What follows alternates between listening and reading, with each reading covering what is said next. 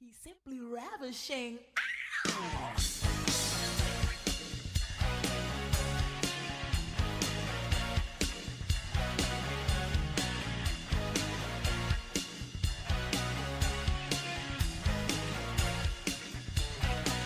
He's simply ravishing. He's happening. He knows that he's cool. All the girls go crazy. They don't know what to do. You steal your girl, break her heart, leave you a fool. He's simply ravishing, dazzling, ravishing. Comes through the garden, stepping right on time. The girls won't admit it, but they know he's fine. Got something to say, so listen up close. There he goes, taking off his robe. His body's chiseled, abs all in a row. You think he was sculpted by Michelangelo? He's bold and he's cocky, he struts like a king. There's no way to stop the rude awakening. He's simply ravishing, he's happening. He knows that he's cool. All the girls go crazy, they don't know what to do. You your girl, break her heart. Lucha, Lucha. Oh, I should have had a mask on. We should have worn Lucha masks. God damn Oh, it. I can find a Lucha mask, but I don't think I'd want to cram it on my head. Not mid-podcast, movies, not Oh, mid-podcast. hello, everybody, and welcome to the Rumblecast. I am Jake, Nerdy Up North man, and I'm joined as always, by Sloop. How are you doing? How do? Yeah. I'm all right. I'm enjoying this bizarre week of rain, snow, frost, then Yes. not snow and frost, then rain again. It's very fun. Traveling through the ice and snow Yeah. to get to the airwaves of YouTube, which isn't actually airwaves, but that's not what we're What here to is talk it? about. What waves are we getting through here? Data packets, something like that. Are Yes. they, in the words of Nigel Lawson, microwaves? Oh no, because then we'd be dead if there was microwaves coming out of our computers. Incredibly Fair. deadly, which is why your microwave is in a box. metal box. That's what anyway. we've all learned today, that laptops are not meant to be microwaves. Oh yeah, definitely. Knowledge. They don't mix. But Yeah, we will... that's a PSA. Do not put your laptop in a microwave, or your No. PC, or any electrical equipment into your microwave. It doesn't I'll charge turn the it on. battery, no matter what the memes say. No. And from past experience, do not put a Craig David album CD in your microwave and turn it on either. You wanted to make some lightning, did you? Yeah, it's a rubbish album. So I thought, well, let's give it what it deserves. That was a very long time ago. Moving on.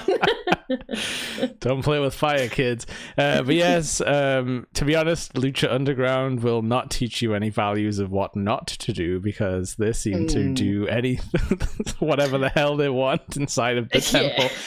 But yeah, this is my first sort of check out of Lucha Underground. It's something I've been interested in. I've been Lucha curious for a long time. But it never made it to UK TV. It was always stuck on, I think Americans might have had it on Netflix, and this feels like it would be an incredibly like good binge watch show. You know, like if you could just sit down and check a couple of these out. I was going to ask you that, because I did look up a bit about Lucha Underground and stuff, and I was wondering, was it ever on? I'd never seen it even advertised over here. I don't think so. So the fact that it wasn't on British television makes me feel like I haven't just been completely blind for the last sort of few years and just not noticed its existence. But I think that the only reason I would have heard about it was because of listening to podcasts with American people on who were sort of vaguely into wrestling. Like I wasn't really following any like, you know, hardcore wrestle casts, but it would come up every now and then. You know, most people who were into like video games and stuff in the 90s 2000s were sort of also crossed paths with wrestling. So yeah. But yeah, like I'd always heard it's amazing and then just never had a chance to see it. But thanks to all Daily Motion. Thanks Daily Motion. we got a chance. Yeah.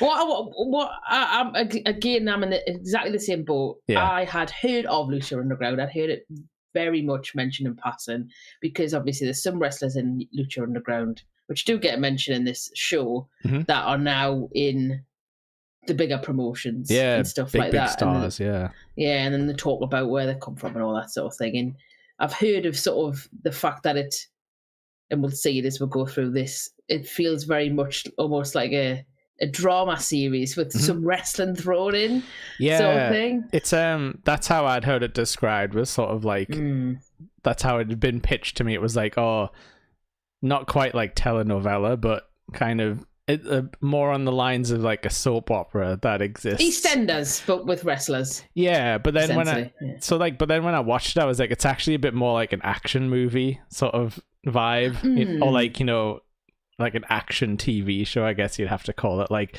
if the A-Team existed in like a wrestling promotion. Yeah.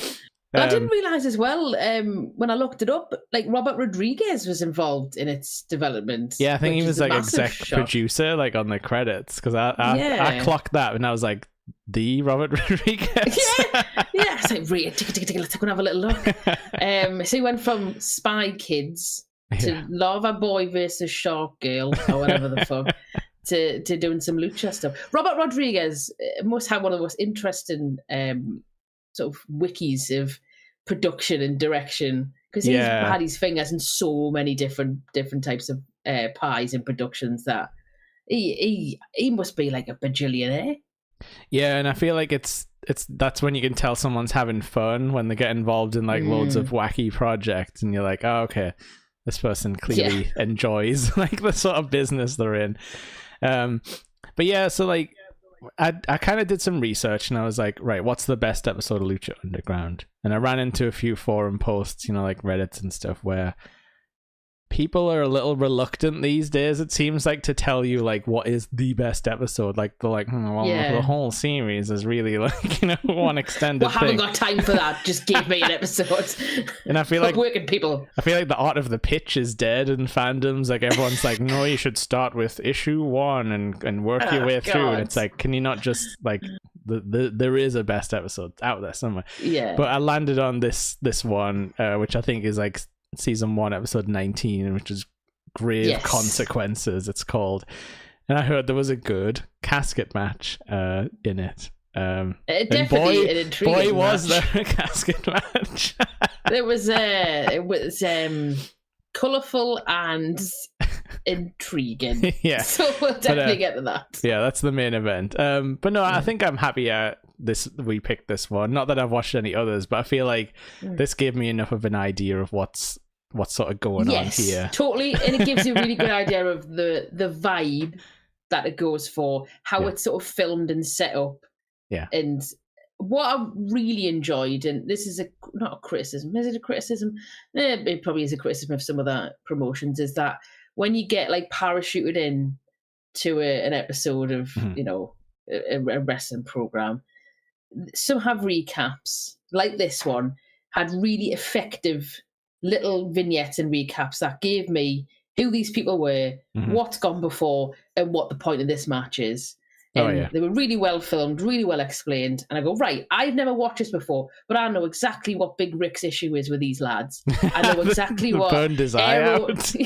I know exactly what Drago and Aerostar, they're having a little bit of a sort of back and forth at the minute. Fantastic, great, I understand that. And obviously you've got the casket match at the end. There's a little bit of brouhaha about that. Whereas other stuff that you watch, and this is in the bigger promotions, they sort of parachute you in and they assume knowledge. They assume that you know who all these people are and you know what's gone before. And they give you a little bit of a hint of what's happened, but they don't give you enough that you can get invested in what you're watching. And I found this was really good at explaining this stuff. So as a complete noob, I could enjoy what I was watching and understand what the match meant for these particular people in the ring. So that really impressed us about this, actually. And I think from what I've read up on afterwards, it'll only get better the more you know, because like, you know, the more backstory you have, because we didn't know sort of the trials and tribulations these people had gone through before getting here. But you picked up a little bit of it. But yeah, like definitely Big Rick had his eye burned out. Oh, the madness with these patches. That was really cool. But that's the fun thing you can get away on a show like this, where you can do stuff that is illegal. Therefore, you can't really get that over with the audience in a real wrestling sort of situation.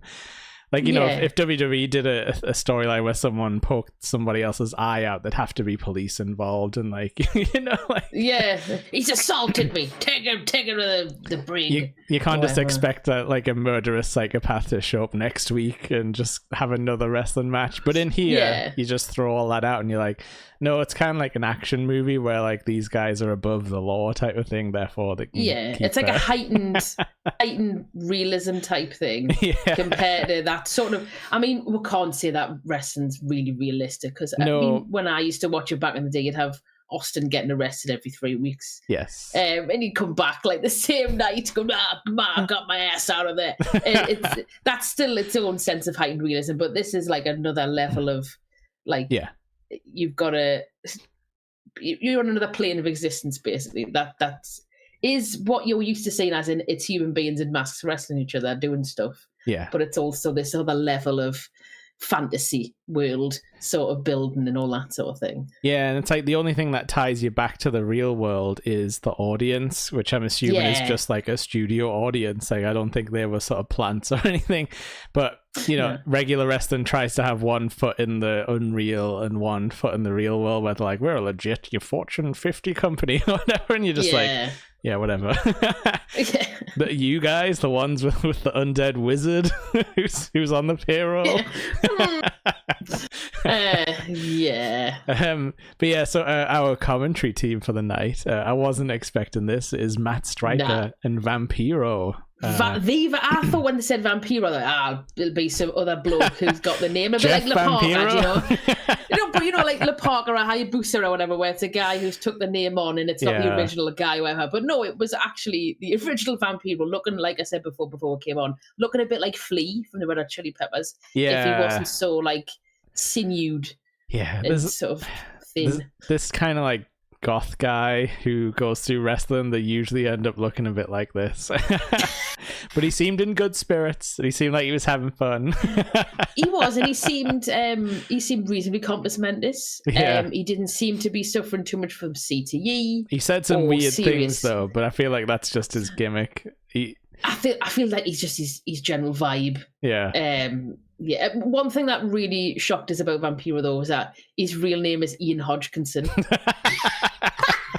I feel like I used to work with a lad called Ian Hodgkinson. But yeah, you look at him when he's at the peak of his career and all his makeup and stuff, and you do not think he is called Ian. It's like the other night I was watching TNA Bound for Glory 2005, and it was a match between Abyss, Jeff Hardy, Sabu, and Rhino. It was a carnage. It was a great match. Yeah. But then you look and you think, in that ring, there's two men called Terry and a man called Jeff. These are very strange old man names that I don't expect people to have when they're like throwing barbed wire and doing flips on people. Yeah, so like, if anyone doesn't know, Vampiro was like sort of look at like a Misfits looking guy, sort of, but very much like sunken eyes, you know, skull makeup sort of thing going on. Possibly a vampire, who knows? And Matt Striker, is he the one who was a former teacher turned wrestler who had to... his name. I think it's him. I think he had to quit teaching once they found out he was a wrestler. That's not fair. And they tried to like put that into his gimmick for a bit. He sort of had a spell in WWE and stuff in the sort of 2000s, 5 to 10s, you know, like that era, like the Eugene era, as I like to call it. But yeah, firmly like fan favorite as far as I'm aware, like, but just never, he didn't get like his whole thing, his whole career, just a quick spell, then you're out to Lucha Underground. So he's like, we don't have a heel commentator exactly tonight. Vampiro's more bloodthirsty. Matt Striker's more like the play-by-play, like move caller guy. Yeah, Vampiro feels a bit more like the color commentary sort of person. The if you want to make a comparison, the Jerry Lawler-esque guy, whereas Matt Striker's the JR, the guy who's doing this. He's talking about the solar plexus and stuff. Yeah, the epidermis and abdominal region. Oh yeah, love a good region. And yeah, like so they've got like, you don't really get much other staff showing up, because obviously sometimes there's like ring people and that become characters. We had an announcer, but all she did was just quickly appear to say the names and pretty much get out of there.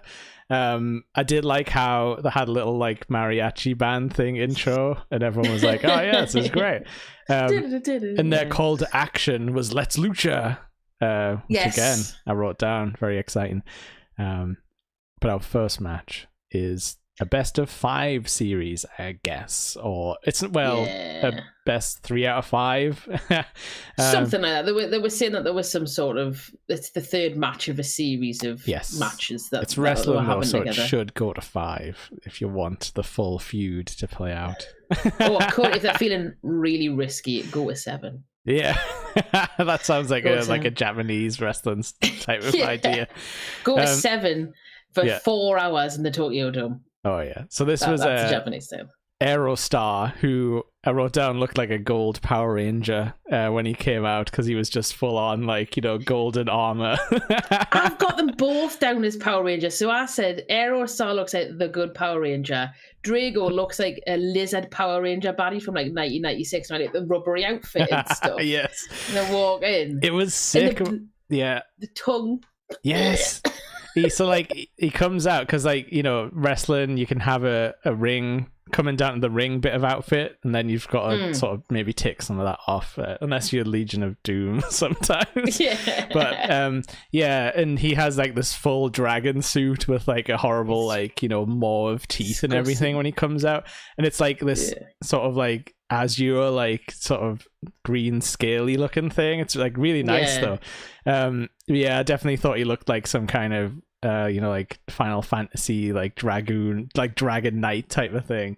It was a lot of effort was put into that outfit, and I even though you wore it for all of 5-10 seconds, but it looked cool. And it looked cool. They made illusions that he could breathe fire at one point. So I think in Lucha, the lore here, I think he is actually part of like a dragon tribe sort of thing. He has the power of the dragon. I'm just gonna believe it because he looks like a dragon to me. Just buying. And they did also, there was dedication to Aerostar's bit, as they did announce that he was from the cosmos. So they're really leaning into the fact that this is a spaceman against a dragon man. No lulls to be had. This is legit. And they're just gonna kick the shit out of each other. And they're just gonna do their thing. It's some people do find it hard to suspend the disbelief for wrestling, don't they, in this kind of sense? But the way I've always liked to think about it is, how it's like, right, this isn't a real fight where they're trying to kill each other. It's like wrestling is the medium that they have to work in. That's how I like to think of it. They have to follow these rules, otherwise, because the wrestling match is special, and once this is finished, this is like you proven you beat someone in this specific way. I don't know. It's kind of hard to think, but that's how I do it for myself. I'm like, they need to follow the rules, otherwise we throw the whole thing out. I mean, you just have a no DQ match then. And I get exactly what you mean. I mean, I like wrestling of most flavors. I like a bit of it is, for me, the match still has to be logical, but if it's a fantastical element to it, so Spaceman versus Lizard, or the Dungeon of Doom, or the Dungeon of Doom, there's no Hulkamaniacs here. As long as the logic makes sense in that match, or in that match type, even it can be as ludicrous as possible. So, the other night I watched Invisible Man versus Invisible Stan, which is nonsense. It's two people who's not there. It's just the ref doing everything. But the logic and how it actually went from bit to bit made complete sense. So I'm with you. I think it can be as ludicrous as possible. I only get lost when the logic doesn't make sense within the context of the match. Or when they just make stuff up and don't follow through on it, like how it was it's a Queensberry rules match, and they never follow up on things. Exactly. Or when you've got a ref called a rope break in a no DQ match, you think no. Even if it could be a lizard versus a man dressed as a robot on stilts. But he wants to beat him. I'm happy to watch that. He needs to beat him with the 1, 2, 3 because that's just the magic of the ring. That's better than attacking someone backstage. I did as well. I did like the fact, Strike. I did sort of hark back to, I think, Mid-South. Mentioned Magnum TA versus, I think it was Nikita Koloff. And then all I had was images of like 1984, 1985, Nikita Koloff and Magnum TA dressed as lizards and spacemen wrestling each other somewhere in Georgia. And everyone's going, what the hell is this? I was going to say, the Russian spaceman, it works. It does, yeah. But a bit, I wrote down immediately, these guys are good. There was a lot of very like quick action, lots of nice submissions from the Dragon Man as well, which I wasn't expecting. There's some really good like chain wrestling transitions and just these nice flares and touches, and you could tell they were like, we're not just going to do the flippy woo-wear lizard man things, we're going to do some like legit, this shit looks proper and looks good. And this is something you run into with like Lucha, like they are high flyers, but they're not like the tiny Rey Mysterio guys, not always anyway. And it's kind of it sort of plays with your expectations from watching American wrestling, where you're like, okay, small guy, high flyer, I understand that. Whereas Lucha, it's sometimes just like, I don't know, this big meaty guy can also like just do like crazy springboards and that, because he's trying really hard.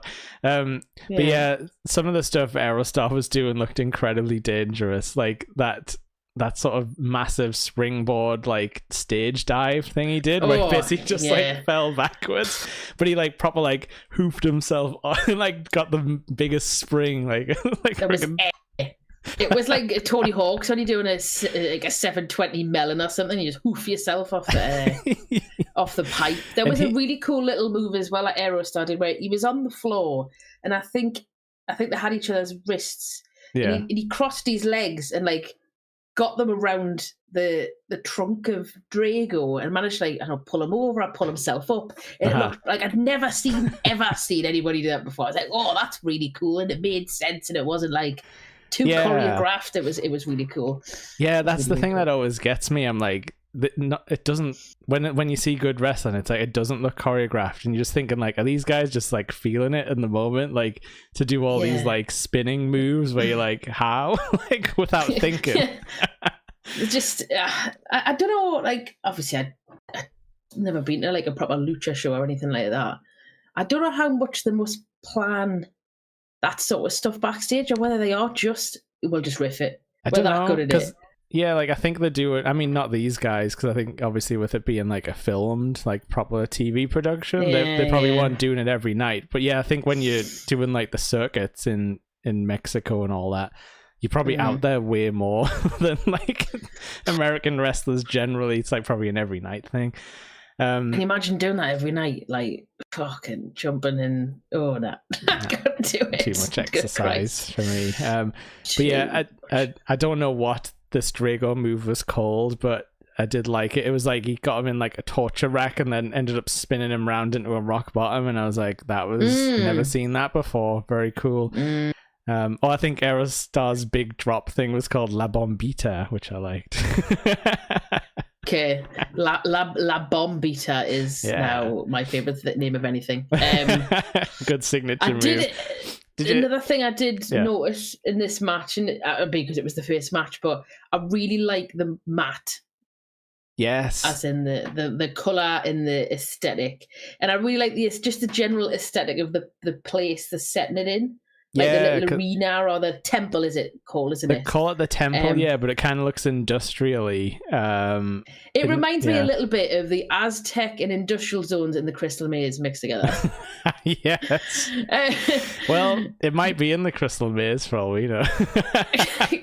Did they film that in Mexico, I wonder? Well, you should have asked Richard O'Brien when he was on the Nerdy Up North exactly. channel. So from what I understand as well, from doing a tiny bit of reading, is the seal on the ring is some kind of secret thing as well, like the symbol on the ring. It has lore.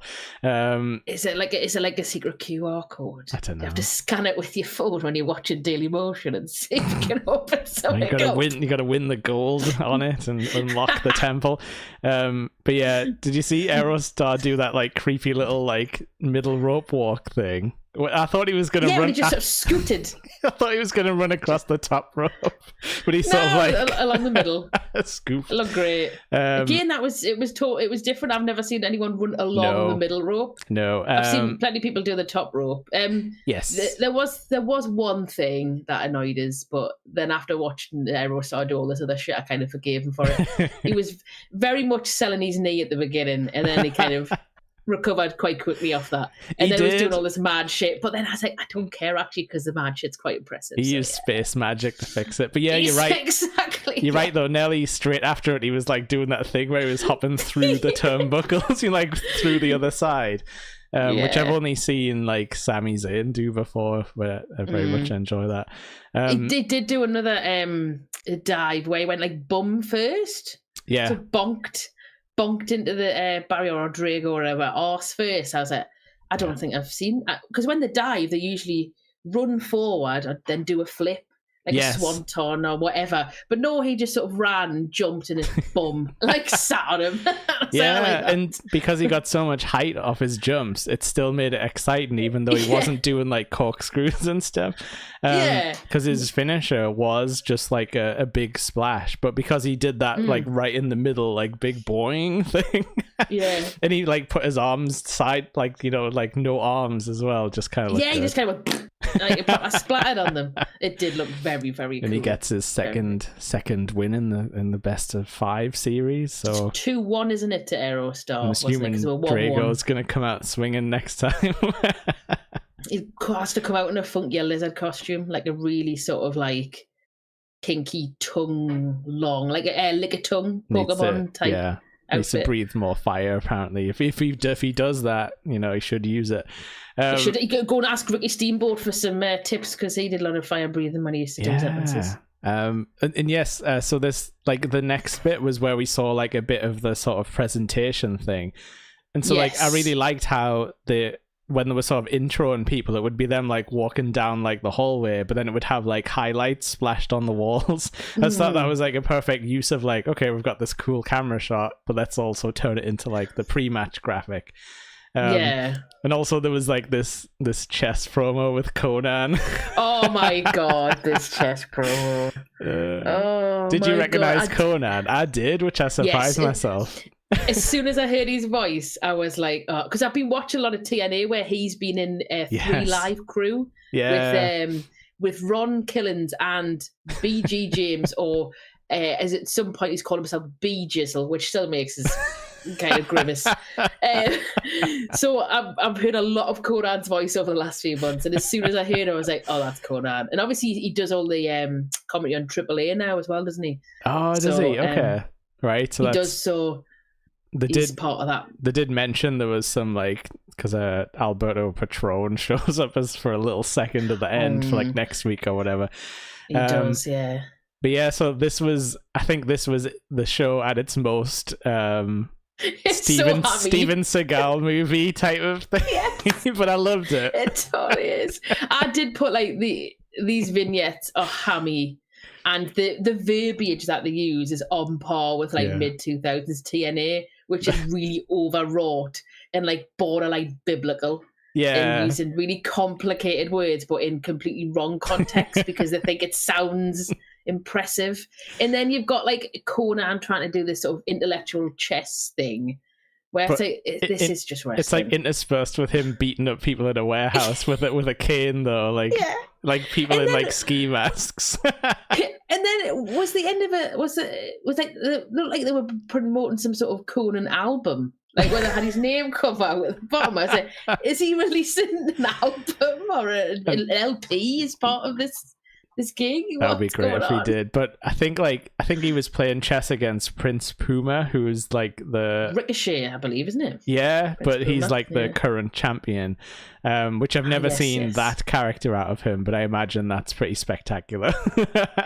I mean, to be fair, like Ricochet is not my favourite because his style for me is a bit too choreographed, and I don't like his promos that much. Yeah. But apparently in Lucha Underground he was an absolute like beast. So it would be quite interesting to see. With like extra editing and setup, I can imagine how his style is like perfect for this, where it's like more camera controlled, like what you're gonna see and what's gonna happen. But yeah, so like I say, I did recognize Conan, which I was pretty happy with myself about. I was like, yeah, because I think I just used to see him in the old WCW games and stuff like that. One thing I wondered though, I couldn't tell. I might have to watch it back, but I've noticed again. I'll reference the fact I've been watching some old TNA stuff. You had a lot of earrings in, so you had proper saggy earlobes, and I wonder. I'm trying to think back in that promo if you could see if he had saggy earlobes still. It's just that's the sort of thing that plays on my mind.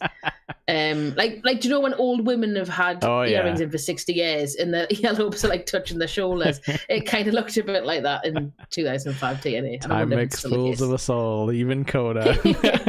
So maybe he got earlobe reduction surgery as part of his payoff. So that promo wasn't really to do with the next match, I don't think, unless he's also the leader of the crew, which he could be. But he wasn't like involved in this match. Nah, I think that vignette was probably setting something up for a future episode. Yeah, I felt that way anyway. So then this is where the crew come out, who are crew. With the billing as well. They were billed from the streets. just that. Yeah. So we've had from the Cosmos. Yeah. Where was Drago from again? Oh, do you remember? I think the dark side. Lizard Cave. The dark side. The dark side. So we've got the Cosmos, the dark side, the streets. Yeah. What's next? Big Rick was the City of Angels. He's from an actual location. The rest of them are from just general areas of some places. I did manage to write down the crew's names. We didn't get them up front, but I was kind of trying to keep track. I think it was Bale, Mr. Cisco, and Little Ginger. Cisco. That was all I could pick up. There was definitely a Cisco. Damn it, I don't think I put the names down either. But I liked it though, because they had kind of like silly names, but they were not silly guys. No, they were scary very guys. Serious crew guys. And the fact that they took Big Rick's right eye, that's pretty hardcore. Yeah, they burned it out with a stogie as all sorts of things I would say. And also Rick is enormous. Yeah, I don't know who this guy is, but he was like super impressive.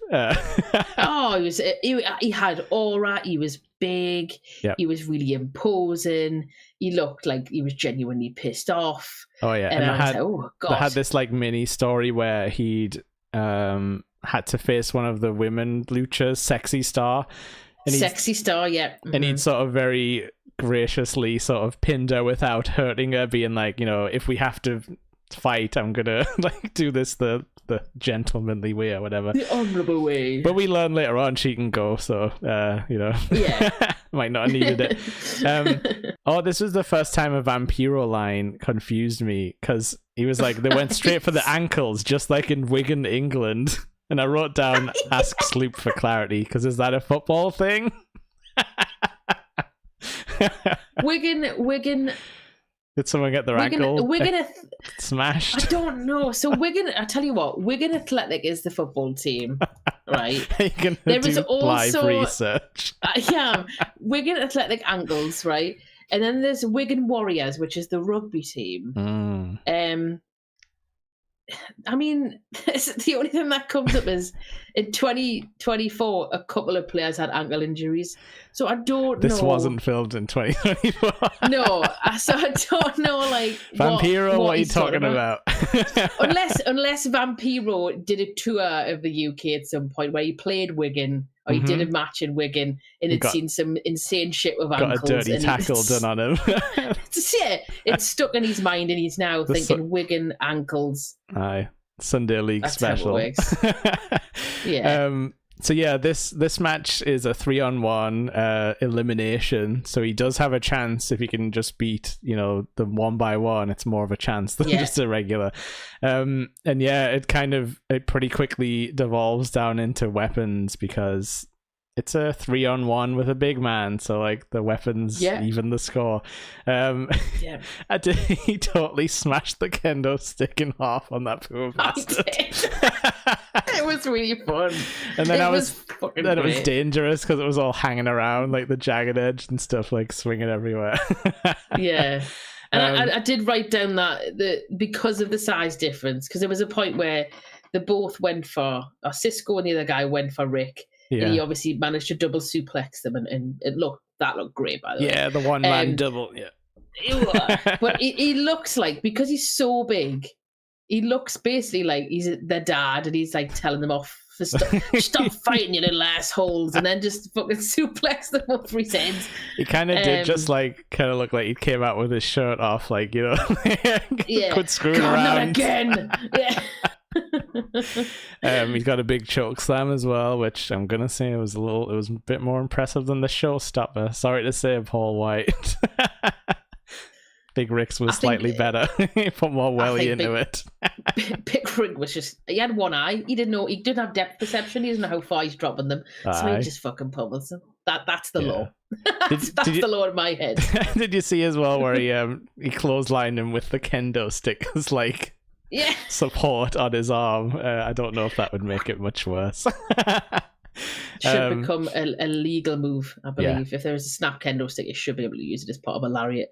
Yeah, and then he basically he pins two of them, and then the last guy's like, "No, I'm Fuck leaving." This.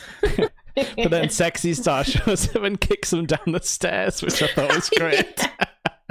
I do like the fact as well. I think it's Cisco who's the one who's last. The last one. He's the eye burner, I think. Exactly. He's the guy who's burned the eye, so the crowd are like, ooh, ooh, and then you can really feel it kind of getting into it. And he sort of gets revenge by kind of like smashing his head up. He sort of tries to like punch his eye out and stuff. Yeah, and he fucking busts him open though. He's got a nice blade job. Or maybe he's been busted the hard way, but he does not fucking stop mincing at the wound and stuff. We need more people in wrestling punching wounds like that instead of doing open-handed slaps or like pulling punches. Just punch them there. Yeah. Oh, and then he did that horrible spot where he like spiked him off the open chair when it's just like sitting there. that chair bent. It always looks horrible. I hope it doesn't hurt too bad, but it looks great. It's a great looking spot. He burned his eye out, so he deserved it. And that was it for these guys. He's not a nice man. Yeah. I mean, I like the fact it was a short, because with those kind of matches, with it being 3 against 1 and whatever, elimination, they are easy to go too long. Yes, it'd be boring where it's like the big guy is like getting his knee destroyed for too long and stuff like that. Yeah. Yeah, and they're just doing Boston crabs on each leg, and oh, come on. Chin locks. No, sorry, Dean Boy Smith. I didn't see any rest holds tonight, but again, they could have probably cut them out because it's more of a TV thing. We don't need to see. And it's only 45 minutes long. You've got no time for rest holds when your show is only 45 minutes long. And it's not like if you go and watch really old Raw episodes, they used to be 45 minutes long, and a lot of the matches. Life would be perfect if that had kept going.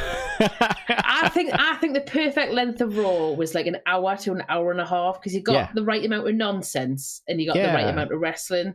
I mean, the matches could sometimes be really short and daft and stupid, but it encourages you to not waste the time, though, doesn't it? Because like there was I'm pretty sure AEW had Rampage, which was like the hour-long show, and I used to like watching that because it was like 2 to 3 good matches, and then like maybe one recap package for like what happened on the big show. And I'm like, yep, this is all I need once a week. I don't need like 3 hours of guff and 2.5 hours of it being like promo. Yeah, and it's not like, I think we're at the point where it's not actually that impressive that it's a live show. Like the novelty sort of, especially when there's shows like this that are like, there is another way. If you want to edit things down, you absolutely can. Because like the sort of, they cut some bits out of the entrances as well, when it like they just cut the transition stuff, and it's like I didn't realize how much that kind of moves things along in wrestling when you sort of cut down those like transition moments of like, oh, this guy is climbing into the ring. Well, I firmly put the blame at like them making Undertaker and Triple H's entrances like 4.5 minutes long every week. Oh my god! And then Roman Reigns with his pointy finger and his aura as he walks.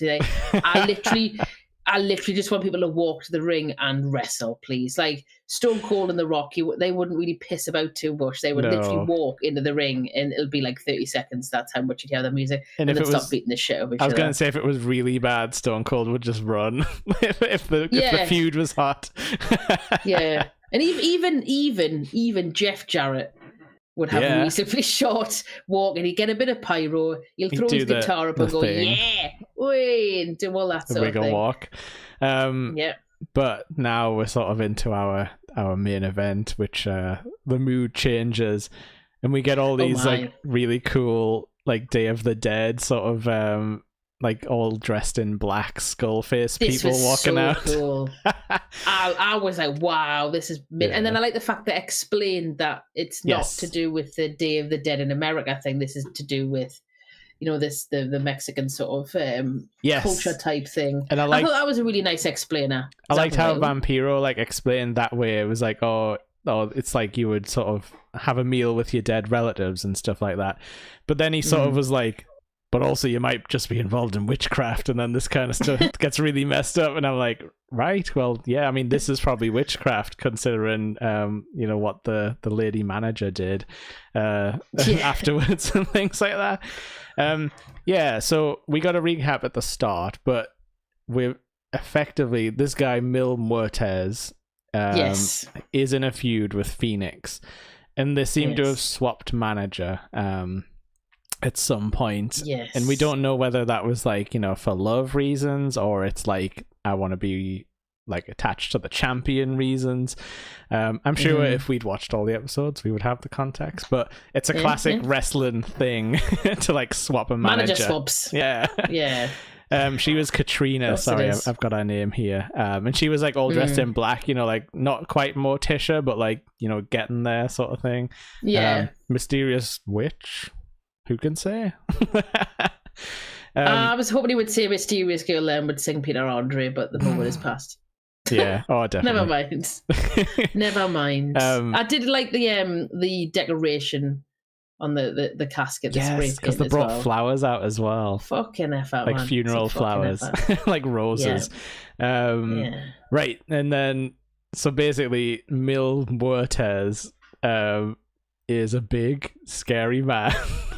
He is cool as shit. So, like, he to me is the kind of luchas that I like and I want to watch. The big men, brick shit houses who have scary backstories where they go, he's the man of 1,000 deaths, which is a great name. It's basically the man of 1,000 holes, but no, it's death this time. So, and I like the fact as well he had a special rock. And he was billed from beyond the grave, which is like, no notes. So I think there's some backstory because you sort of see a flash of it. It's something like Mil Muertes was like the sole survivor of this like horrible earthquake type of thing, so the rock might be like part of his hometown sort of thing. But I think that's when it flashes to him seeing a child in the intro video, if you remember, like a quick flash. But yeah, he's supposedly unkillable at this point. So is Mil Muertes essentially the Undertaker? Instead of an urn, he's got a rock. Kind of, but he looks scarier and more mysterious. He looks scarier, and thankfully has learned that he doesn't need to speak. Yeah, you're right. Actually, didn't say a word. I mean, he just walked around looking really scary, which is enough. Yeah. But yeah, this is where I wrote down, like, if I'd seen this like as a child, this would have been my like favorite thing in the entire world. Like just this whole like lucha like world that they've created. These dark, half dead lucha wizard men with rocks, and people come from space.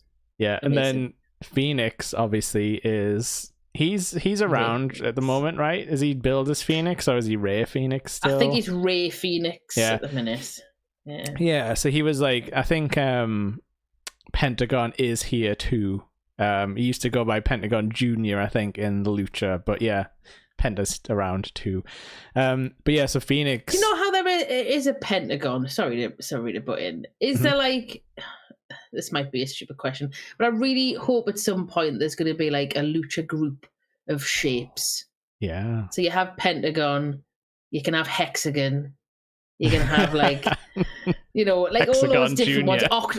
Octagon, dodecahedron, and you're like, and the more like sides they have, the bigger the wrestler is. That's the more powerful, yeah. And so like, what's the biggest shape with sides? I don't know. Dodecahedron's as high as I can remember. So Oh, what do you have? What do you call a friggin'? What do you call it? Nonagon is a D20. 9. There's a D20 though. Is that polyhedral? Are we into? I don't know. But we need someone needs to make a stable of luchas named after shapes, and their power is based on the sides of the shape that they're named after. Yeah. If someone doesn't do that and gives me some sort of credit for it, then I'm going to be very upset. Are you listening out there, anybody? Oh yeah, we need That's an idea for you. I'm blanking on what the name is, but yeah, like what the 12-sided shape is. Anyway, we'll have to move on. Sorry, yeah, that's crap. No, it's alright. Lee saying going from Phoenix to Ray Phoenix seems like a downgrade. Imagine Kane starts going by the name Brian Kane. Who's that, Kane? You say? No, he's been summoned. You need to do the voice. You need to do the Kane voice. Oh, you mean the voice box voice? Or 2000 Kane who just kind of talked a bit like, I'm Glenn Kane. Glenn Jacobs, was it? I don't know. But I think his name's Glenn Jacobs, yeah. So yeah, my dog knocked this Kane toy off the shelf earlier. It was a sign. It was a sign of the masked wrestler that's coming back. But yeah, I really liked how they build Phoenix as the man with 1,000 lives, because they're like, so cool. He comes back and it's like, oh yeah, this is like good versus evil, like life versus death in the coffin match. Which if anyone doesn't know, you have to put your opponent in a coffin to end it. And close the lid. Yeah. When nothing else has to happen, but something always does happen afterwards. Some more. Someone sets it on fire. Someone chains it up and hits it with a hammer, or blows it up, or pushes it off a fucking stage, or something nonsense always happens with it. Never just straightforward. But what I wrote down here was Muertes goes nuts at the start and suicide dives immediately into him, like during his entrance for poor Phoenix. He's just like straight out there. Insane, isn't it? Absolutely insane. There was as well, I don't know how far in it, so Vampiro had a really weird line here. Oh, go for it, because I didn't write this down, but I think I know what you're talking about. He mentioned he threatened through him like a mummified body getting thrown off the side of a ship. Yeah. I what? I took pause at that, and I was like, is he literally just trying to cram in as much death reference as he possibly can that he's seen in an encyclopedia or something? Well, I'm trying to work out what what's happened on the ship that, one, someone's died and it's been long enough that their remains are now mummified. And two, why they didn't just take it in the nearest port instead of dumping it out to the sea. So I'm assuming, I read quite deep with this in my thought process. So if it's a mummified body getting thrown off the side of a ship, it cannot be a modern ship, because they would just go to the nearest port, or they would put them in the freezer to freeze them until they get to the port, drop the body off, and it would get repatriated to the correct country. Oh, yeah.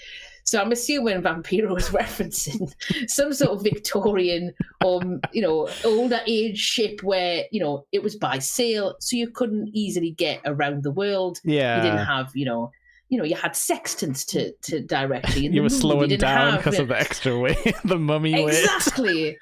And you didn't have a freezer, so they must have had to wrap them up in some sort of cloths and lard or however they used to mummify people. And then maybe it was rotten, so it was getting rats. They're like, we're going to have to throw the body overboard and all that sort of thing. So I'm just wondering what headspace Vampiro was in that watching a lucha match made him think of a ye-old ship with a corpse issue that they've had to mummify it and throw it overboard. Excellent. I just don't know what kind of simile, like the imagery he was going for. Because like no one's mummified. No, and he just sort of threw him out, like over the top rope sort of thing. But I don't know. Yeah. Universal Monsters fans, do they throw the mummy off a ship in those old movies? Well, Dracula. I'm trying to think what happens to Dracula. So he comes over on a boat. Dracula has a nice little trip on a boat, with some dirt. But he doesn't get thrown off and mummified. He gets literally lifted off the thing. The mummy, I don't know. I haven't really seen the old mummy.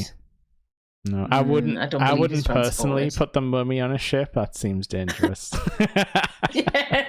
Nor would I then throw it off when it got a bit stinky. He's always I don't stinky. know. That's his secret. I always smell. So yeah, But like thanks for that, Vampiro.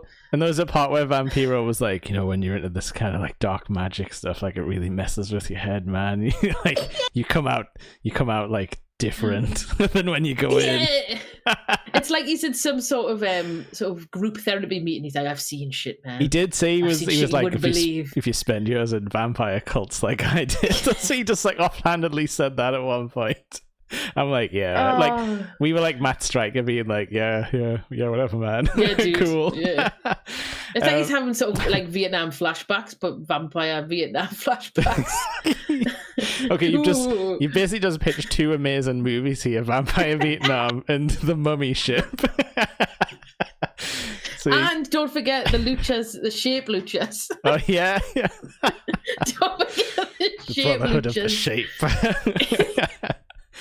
Oh. We need that so badly. You need to stop giving out these top class, like it's For like free. Steven Seagal movie ideas, or Oh, if Steven Seagal was in was Mummy a Ship. lucha, he would just they couldn't lift him overboard. He'd tip the ship over. Can't beat these chops. So Phoenix does get a nice DDT on the coffin, which I don't think I'd seen that happen before. That It was cool. Had a big head Lovely dent in it noise. as well. Really good. I don't know if it was a head or he had like purposely like knocked his elbow when he gave the Yeah. DDT. Either way, it looked great and it sold it. So Yeah. well done, lads. Very nice. And then, Very and nice. then like, honestly though, Mil Muertes was just so overpowering in this match to like the point of it being like comical at times. Like there was shortly after this, because like the coffin ends up like just like knocked over on the floor. Phoenix goes to do this like big jump out the ring, and he just pushes the coffin up into his way. Donk! Yeah. Just jumps into it and goes, ugh. It didn't look like a That was light really good. coffin thing, not like a balsa wood coffin or anything. He probably like had to like hoof it up there in the time it took him a run. I was just like, oh, this is excellent. Yeah. And what I didn't expect as well. Yeah. Quite early on was his mask, Phoenix's mask being ripped open. Yeah, because in wrestling, if you like touch the lucha mask, it becomes like this, get off it type of like really heightened moment. Yeah, disrespect. So yeah, you kind of saw half of Phoenix's face in this one. Which when I'd seen a bit of that when they were calling him kid, I was like, this guy looks older than a kid. But I don't know if that's just because he'd had his face smashed in by that point. That could be a problem. He like ripped like this much out of it, so it was sort of hanging off like his entire eyes. He had like a bit that kept sort of doing this, and he had to keep sort of like flopping it back over his face. I mean, it looked cool though because it added a bit of danger, and it also made sense because he'd already injured a part of his eye or above his eye, and he was trying to open that up further. Oh, is that so because it wasn't just a? I was going to say, is that because he friggin' took the bottom ring turnbuckle off and used the spike? Possibly, he was just like beating him with the part of the ring at one point. So I know, like obviously the mask got ripped early, but it made sense when it got ripped because you could see, well, this has happened here. He's a mad death man. He's gonna fucking try and rip his face a bit, so he's gonna get stuck in there. And then he was like drinking the blood out of his head, like he's like chewing it for reals though, because like you can't really fake that. So he was like spitting blood out afterwards just to give himself a horrible image. Yeah. Well, at least these days they test for hepatitis. That's all I can say on that man. Yeah. Did you like his stripy pants though as well? They looked comfy. Mil Muertes. They did. He had like vertical very stripes. Comfortable generally. Yeah. Yeah, he looked like, as a man of death, he looked very comfortable at all times. Form-fitting around the buttocks as well.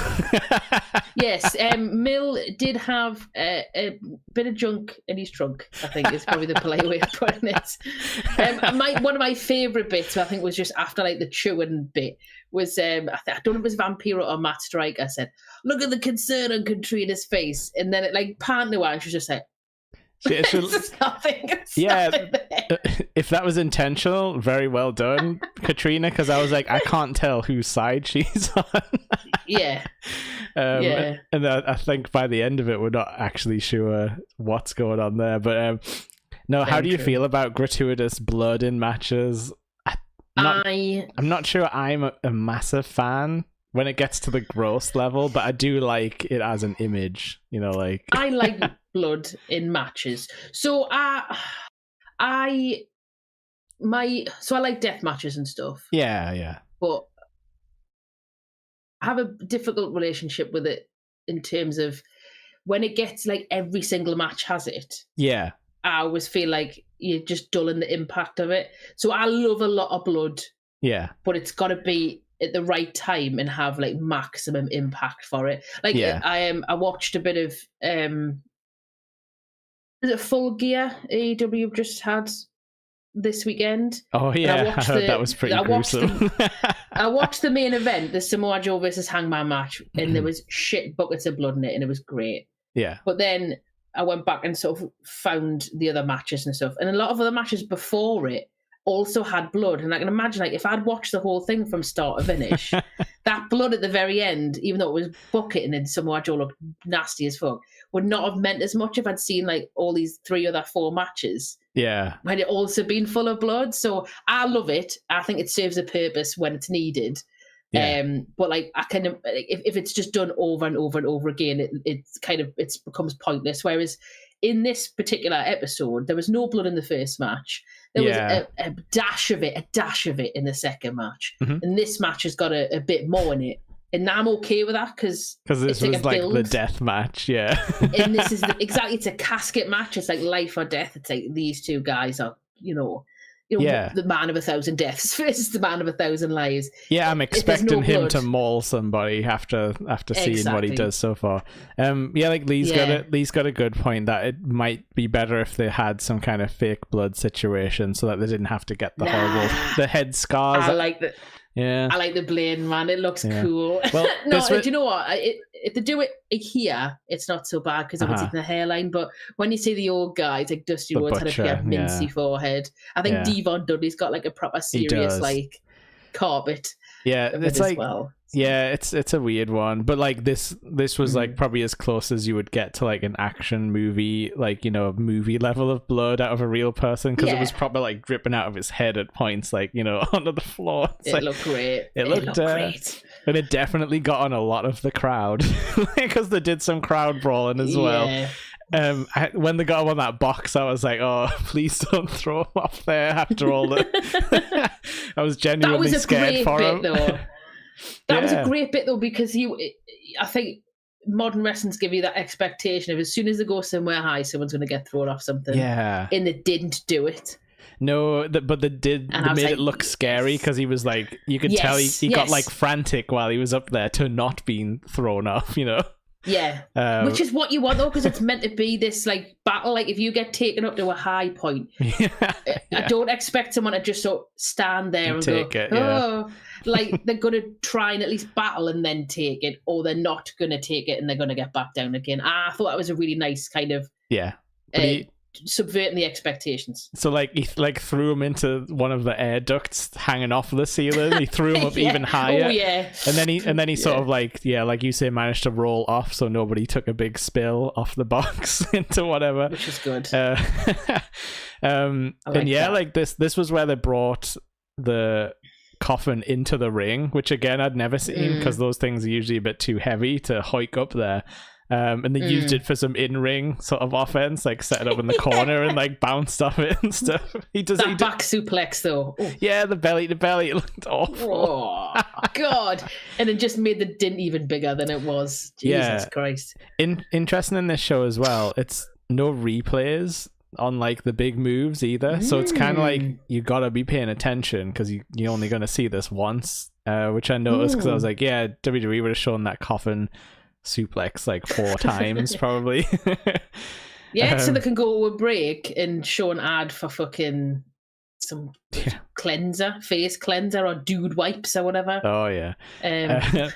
Also, did you see the part, like, they do, like, a bit of a table spot, and it sort of cuts the announcers out for a little bit, which I did like as a sort of world-building thing. But did you see the part where he was just smashing his head into the fence over and over again? Like, he's already dead, Mill.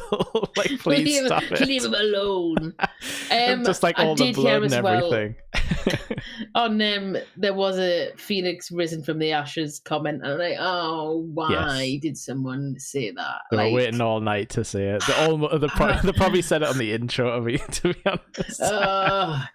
They had to get that fucking thing in. And the one thing I liked as well about this match, this was a proper, in the lucha style, but this was like a proper babyface versus big heel thing. Like you had the heel just basically smashing the shit out of the babyface. Then you would get these little hope spots where the babyface would do a little bit of something and everyone would go, oh, he's come back. And then he would just get his ass kicked for the next sort of 30 seconds to a minute. And it just built it. It wasn't your classic like Rey Fenix match either, where he wasn't doing a lot of high flying moves. He got maybe like two or three, like, you know, splashes. That was like pretty much all he could do to like take him down temporarily. Yeah. It was very much like a desperation sort of move type of match for him. And like fighting from underneath, basically. Yeah, there was no like, I'm going to like dance across the ropes and do like some kind of amazing like corkscrew thing. It was just all like, oh no, I need to jump now. Like I've got like 3 seconds before he gets back up. So yeah, we get a little spot where Katrina gets clotheslined by Muertes, and this is like the only thing that gives him pause in the entire match when he's like, oh, I knocked my ex-girlfriend Magic Woman over. And then Ray comes in girlfriend Magic Woman. Who knows? We don't know. Are you saying Katrina is the Debbie McGee to Mil Muertes' Paul Daniels? Yes. We mentioned Paul Daniels in a wrestling podcast again. Yes, we did it the last time. But Muertes is just all death-based, coming back from the dead magic. That's his tricks. but Paul Daniels is also dead. Yeah, and if anyone would ever find a way back, it might be him. Has anyone ever seen Paul Daniels and Mil Muertes in the same room again? You imagine reincarnated into the body of a giant, sexy wrestler. You know, he's moonlighting the whole time. It's an illusion, is it? Just got jacked. Just get jacked on his off magic season and go and wrestle in Mexico with Debbie as his valet. Okay, I'm never going to look up what's under that mask. I don't need to know. That sounds too horrible. And so, yeah, Phoenix starts smashing him with the flower arrangement, and then you get this like amazing image of like Mil Muertes with like rose petals like stuck all over its like sweaty body. And it's just like, oh, this is art right here. The crowd are as well. Just I mentioned the crowd too much, but the crowd are so good. Yeah, they were really into it and cheered the right things at the right time, but they were also like quite quiet in points, and not in a way that they were bored, but in a way that they were enthralled and like scared, respecting what they were watching. Yeah, I was terrified. Because there was like parts in this match where it almost felt like the crowd had like turned on Phoenix just because he was getting beat so bad. There was like no reaction for him until, you know, like he got a bit more of a comeback. And I was thinking like, oh no, has the crowd just gone full like, oh well, he's gonna get killed, so we're gonna have to back the other guy because he's really scary. Definitely some interesting things to think about. And I think this was probably the best getting into the casket spot I've seen in a long time. Because they're always really cool. They're always a bit awkward, aren't they? Like in WWE when it's like someone's like, "Whoa, I'm on the outside of the ropes," and I just sort of fall in type of thing. But for this one, they managed to set up like the double foot stomp into the into the coffin, and he landed in there perfectly without any kind of like, you know, messing up or looking awkward. Yes. So what did Katrina do? So she picked up the rock, licked the rock. Yes, and she licked the rock. Yeah. Yes. And then just threw it into the casket and shut the door, I guess. The lid. Yeah, on Mill, who she originally came out with. Yeah. And it was like, and that was kind of all we got. And Phoenix was like, "Yeah, I won," and then she sort of sneaks off with the coffin afterwards. Like the sort of the priest people come back out and like usher it away, and then you see Katrina like following the coffin, and I'm like, "What's going on here?" Like, yeah. What's all this then? What's going on? What's all this? I did some vague googling. I didn't like spoil it much, but I think something to do with she ends up resurrecting him. Maybe it's to get him back under her control. I don't know, but I do like that kind of thing can happen in this world. I miss a bit of fantastical, some supernatural shit. Like if you look, there's always been that sort of odd supernatural stuff. Like in the 80s, you had like Kevin Sullivan doing that weird satanic like cult thing. And then you obviously had The Undertaker and Kane in the 90s and the early 2000s. And then there was, fucking hell. Then you had obviously The Fiend and all that sort of weird stuff. And yes, you could argue The Fiend it wasn't booked very well, so it didn't really stick very well sometimes. No, but it had all the ingredients. The concept was really cool, and he was a good wrestler.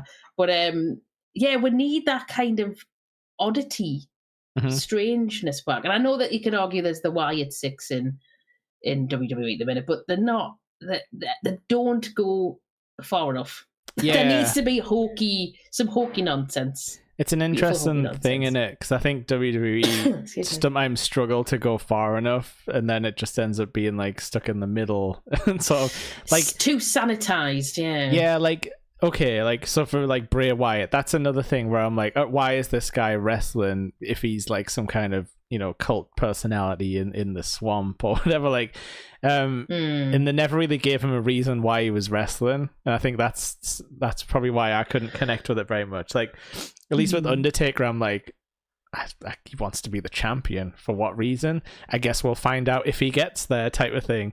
Bray Wyatt just seemed directionless, like he was sort of like a chaos merchant, but then like, why would he be in wrestling? Like what's the connection of why he knows how to wrestle a match with like rules and everything? Whereas I didn't feel like that for like Mill. I was like, oh well, if he's undead or resurrected, maybe this is all he knows how to do. And I went along with like the ride. There was no like questioning. An undead killing machine. Yeah, if he shows up here, he's gonna fight. Like, and if he knows where the ring is and what to do when he gets in there. But it's and the Kane and Undertaker thing just had like family drama on top of supernatural drama, and I think that just dragged everyone in. And you had two freaky men who were really tall and scary looking, and Paul Bearer going, whoa, which sold the whole thing as well. And there needs to be more of that. There needs to be. Yeah, and I guess we got it a bit with the Boneyard match, but I hadn't even thought about that, because that's pretty much Lucha Underground style, where it's like, yes, it's a wrestling match, but it's like, more setup, I guess, if that's how you want to say it. And what was it? The Firefly Funhouse, which I didn't like massively, but it was definitely like a bold experiment, because there was also that Wyatt compound match that was terrible, wasn't it, with Randy Orton? Oh god, the dirty fridge match. Where they were just like, I'm fighting in the kitchen. Pans bonk. But that's exactly what you were saying though. They didn't go far enough, because the Wyatt swamp compound should have been like the Dungeon of Doom or something, where like he goes in and then it's like a magic cave under there or something. Yeah, with like skeletons and shit. If you're gonna swing at something, if you're gonna swing at something that ludicrous, swing hard. Yeah. And even if it turns out being fucked and no one enjoys it, at least you can say, well, we went for it. Yeah, it's an experiment and it didn't work. Like the Firefly Funhouse segments, the Vault put them all up in one like big video, and I watched them all. And do you know what? I never watched it at the time because I wasn't really watching wrestling at that point. No, I just saw the John Cena match thing like at the end of it. Yeah. But they really worked when you watch them, and you think these are quite interesting and it's intriguing, and it's you can see the character there and the changes and all that sort of stuff. But then once they'd flipped him into doing the Fiend full blown stuff, they neutered him, and it's almost made him so powerful that he couldn't be defeated, but then they neutered him, but then it just made it pointless. It was just a bit strange. Like Kane's a really good example of a monster who could take a loss because his losses were usually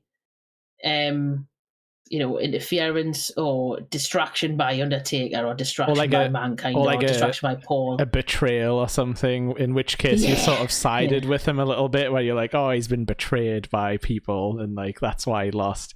But I think I never sided with Kane because he used to always chin Mankind, and Mankind was my favourite. True. But when Tori turned on him, though, that was sad. Oh, okay, that's fair. But I think, like, again, though, Kane didn't talk much, and I think you can build that justification in your head for why he's there. Like, he's good at this, and he's just going to show up and wrestle, and he doesn't care like why or how. He just likes chokeslamming people. Like, that was sort of what I thought. And he wants to fuck with his brother. Revenge. That's a good angle. Yep. Revenge is the best angle you can possibly have because everybody understands the concept of revenge. Yeah, but I did not understand what Bray Wyatt was doing there. Just saying words. Like you said before, he was saying big words that sort of didn't really fit sometimes. Also, my last comment on this.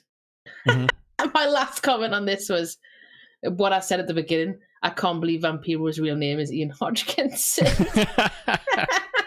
Vampiro. I can't look at him and think that's Ian. Can I join the vampire cult? Yeah, what's your name? Vampiro. Man. Can I see your ID? It says Ian here.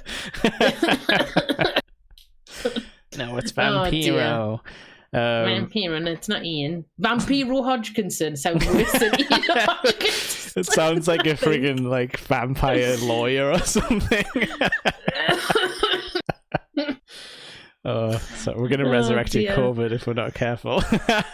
No, you're fine. You're all good. You're all good. I'm just laughing so hard at the concept of Vampiro Hodgkinson.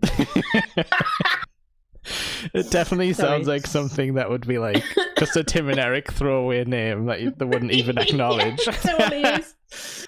That's free real estate. That's your new Discord name. Sorted. What? Vampiro Hodgkinson. Amazing. Lucha Underground, you were a lot of fun. It was a lot of fun. I think it seems like something I would like to actually sit down and watch. If I could get a hold of a DVD, I feel like it's a really good like rainy afternoon like box set type of thing where you just get like super invested. There was like 4 or 5 seasons, wasn't there? Yeah, it seems like there's a decent chunk of stuff out there. Yeah. How many episodes per series was it? It's like a usual like in 20 in the 20s, I think, because this was 19 and this wasn't the season finale. Apparently the season 1 finale is actually really good as well. So I might at least give it a season. But yeah, and it was a really good suggestion because it's not something that I would have thought of sitting down to watch. And it's interesting to see something that was never on telly over here, first and foremost, that we totally missed out on. 2, that gives a very different presentation. It's almost like that cinematic presentation that WWE wants to give, but they can't because that's not what the fans want. The fans kind of want like something else. Yeah, so like a fake real sport. I mean? Yeah, but you can see them trying to do the whole cinematic guff, but I just don't feel it works. Yeah, but like for them, I feel like to stop. This just feels like money to me because I'm like, if you did this in America, then you could sort of roll in some like action stars and stuff like that, you know, and make it like get really Statham silly. In. Yeah, Statham would love Expendables crossover. Yeah, instead of it just being celebrity guests show up, it's like the real characters could show up. Yeah. I want to see on the next Lucha Underground Resurrected series, Vampiro Hodgkinson against Jason Statham, please. Thanks. It's the guy from Crank actually, and he has to keep on running around the wrestling ring. What's his name in Crank? His character's name? Jonathan Crank. I don't know. Alan Crank. Alan Crank. Crank Hodgkinson. Oh dear. But no, I think Lucha Underground was a cracking suggestion, and it's been nice to watch something different with wrestlers that I don't know. And like I said at the very beginning, I think it was well produced enough that as a complete noob and with no background to any of it, I got dropped in there in that episode and I could understand what those 3 matches were about. Oh, absolutely. Which is testament to how well it was produced. And 3 matches, 45 minutes. It was over before you knew it, but it didn't outstay its welcome. Yeah. Loved it. Yeah, because the last match was like 20 minutes nearly, I think. So yeah, there was still, the matches had a reasonable length to them. This is another complaint I have about some modern wrestling stuff at the minute is they do like 20-minute matches for every match. It's like, not every match needs to be 20 minutes. No. Some matches can just be 10 and it'll still be really mint. Like that Big Rick thingy match. That was great fun, but lasted maybe 7 to 8 minutes. But there was a story, there was some cool bits. There was some nice big man throwing around small men. Oh, yeah. There was another man falling down some stairs and bish, bash, bash. And it was great. Good fun. Yeah, and like even the hour-long like barn burners, like, the Kenny Omega matches, even I can get tired of those, like to a certain point. Yeah, the talent is there, but I get burned out when it's just long match after long match after long match. There needs to be those sort of, not piss break matches because it's not fair, but just something that's a bit of a breather, that's a bit lighter, that's a bit different, that changes it up a bit. You got to dip the simple stuff in as well, because remember, like, some of the biggest moments we remember as kids were incredibly simple. It'll be like, oh, remember when like Stone Cold came down and stunned like 20 people? Like, that's not some kind of... That's not some kind of massively choreographed thing. That's just like, well, I came in and did his move 10 times. Like, that's... Yeah. Sometimes you just need it to be cool. Yeah. Or you need to just have a little cheeky squash match. Like, go back and watch. I think it's Psycho Sid when he did a squash match in the very, very late 80s or the early 90s. I'm trying to remember who it was against, but I can't. But the match was literally 2.5 minutes, not even that. Yeah. And he just, like, minces this jobber. And it's just, wow. Like, I'm not a huge fan of Sid, generally. I didn't think he was that great in terms of his, he made us laugh because his promos were ludicrous. He's insane, yeah. And he's insane. But I never found his matches very exciting to watch. But that match where he just absolutely pummels some poor jobber, I was like, wow. And that's the sort of thing that you don't get that much anymore. And I wish they'd bring just a tickle of that back. Just a little tickle. Simplicity. Yeah. Big man does big move. Everyone happy.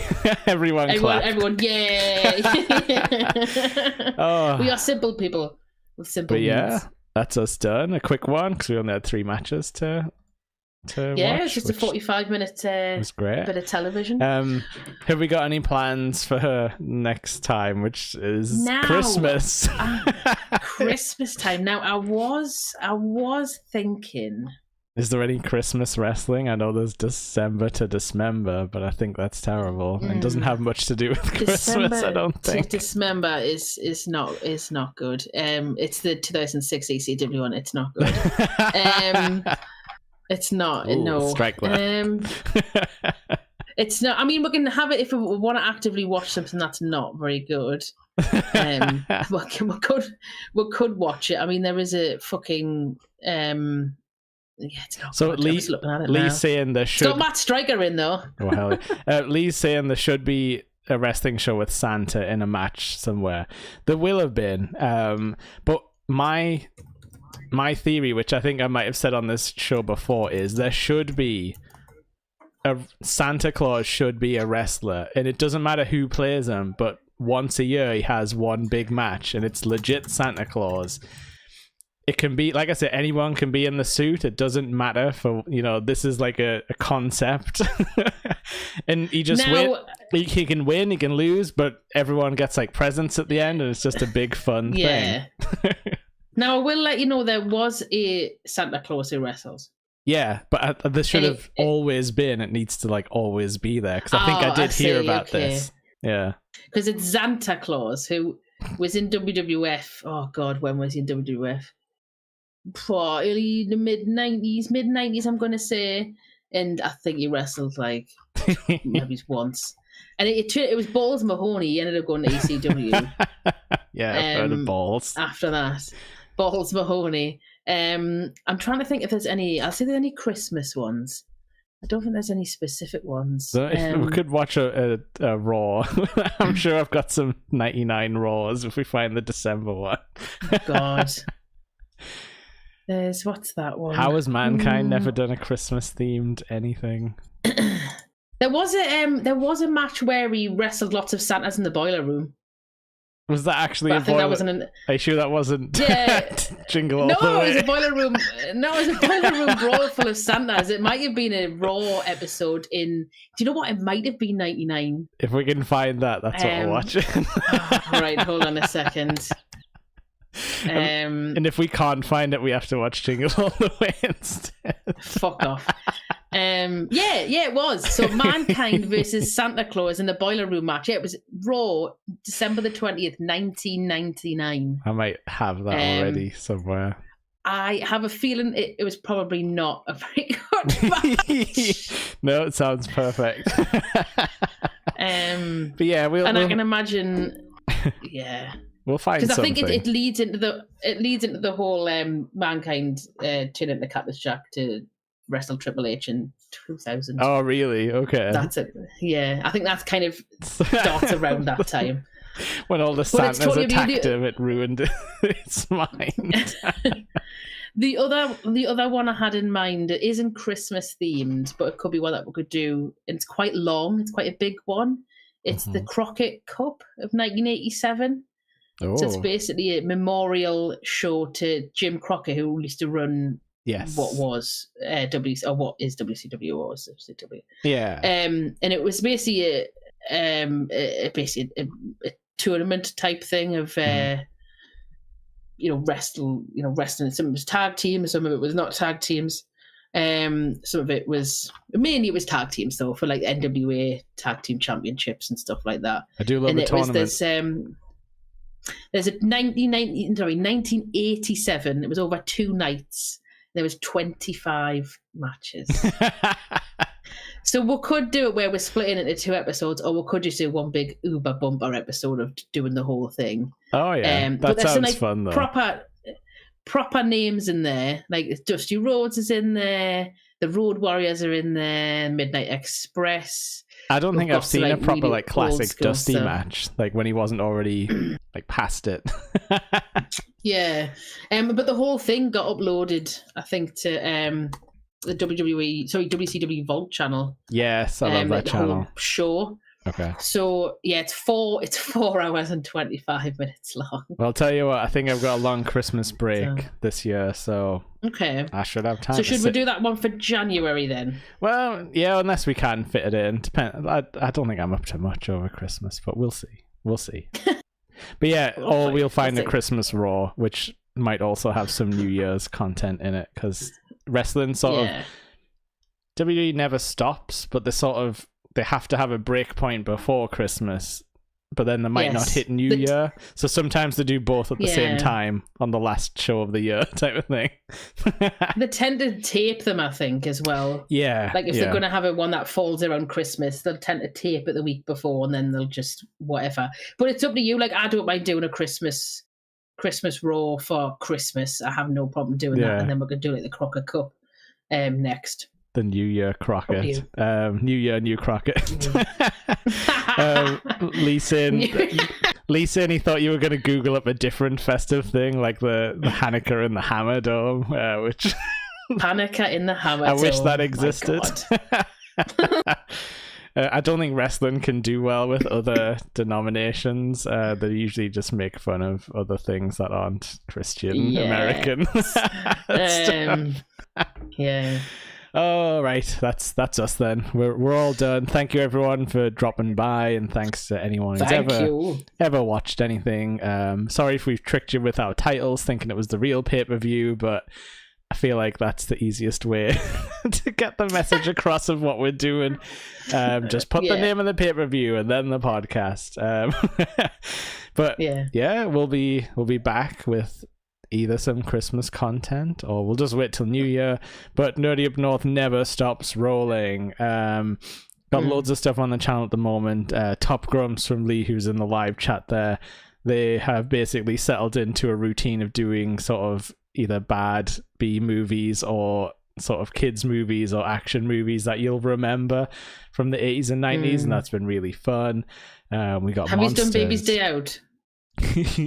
They should. If you've not, Lee, if you've not done Baby's Day Out, please do Baby's Day Out. I used to love that film. That means you have to be on it though. Hot shit. Shit. I used to watch it so much that I used to know beat by beat. I think you're committed to being on that episode if they ever do it. No. You need three bumbling hosts though, and a baby to catch. Baby's Day was great. We got Monsters up. Sorry. No, go for it. I don't know what I was going to say as well before you promote the rest of Native North. If this is your first time watching us, there's other videos, so you can go and find them. And these also get put on Spotify. So if you prefer to listen to them in your ears, you'll find it's under the Rumblecast on Spotify. Yeah, and it's usually the titles are just the title of what what event we're covering. But yeah, the channel thing is the Rumblecast. I normally say for the Spotify freaks among us, they want to listen. But yeah, we got Monsters Up North. They do some very good deep dives into old monster things. That's the only reason I knew a little bit about mummies before is their podcast. And they just hit Frankenstein, the Del Toro one, recently, and they liked it apparently. And yeah, we've got the Women of Nerd Culture who have been sort of interviewing different people from around the area and sort of talking about like women's place in nerd culture, which is very cool. We also do a Power Rangers podcast sort of watch along thing now with Becca from Women of Nerd Culture, and we're almost up to the Green Ranger episode. That's once more with Morphin. Am I missing anything else? It's not the name of the episode. Anime Club. No. Anime Club. They do animes. Straw Chat. They do One Piece watch-alongs. We got Gigs Up North. We got the regular Nerdy Up North podcast on a Sunday. Which I think this week we're doing The Man with Two Brains. Is that what it's called? That's such a good film. Yeah. Oh, you're in for a treat. That's a great film. So I'm going to watch that. I'm on this Sunday.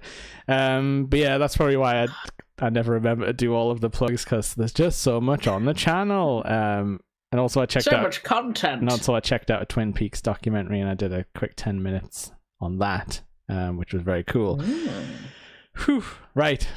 We're going to hit the fireworks. Goodbye, everyone. Goodbye, Gerald and Betty. Have fun. Drive safe. And we'll see you all in the next one. Bye. Vampiro Hodgkinson loves you. That's my lawyer's name.